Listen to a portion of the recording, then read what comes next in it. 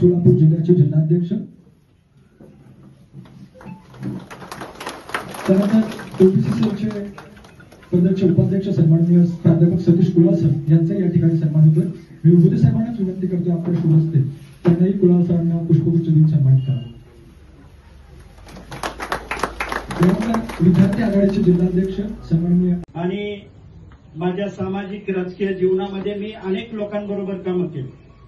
जिल्हाध्यक्ष, आमदार, खासदार, मंत्री बऱ्याच लोकांपासून बसणं उठणं आहे, परंतु आम्हाला या सोलापूर जिल्ह्याला एक जिल्हाध्यक्ष असा भेटला आहे।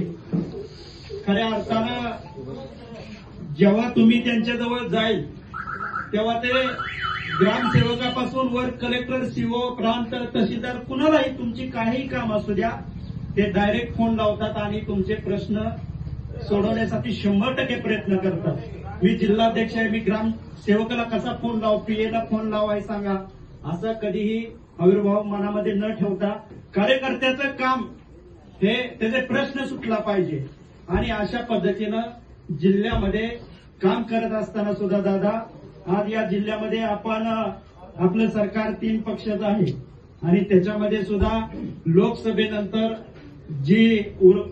जो उलगडा राजकारणाचा झालेला आहे त्यामध्ये आज आपला जो राष्ट्रवादी काँग्रेस पार्टीचा या सोलापूर जिल्ह्यामध्ये बालेकिल्ला होता आणि आहे आणि राहणार आहे।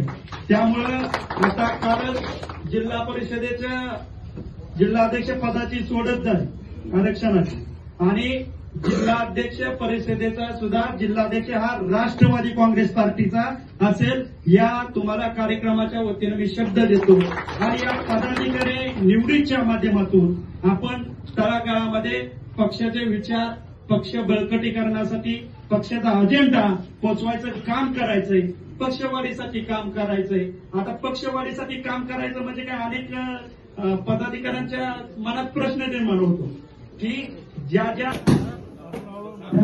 सतीश कुलाल सर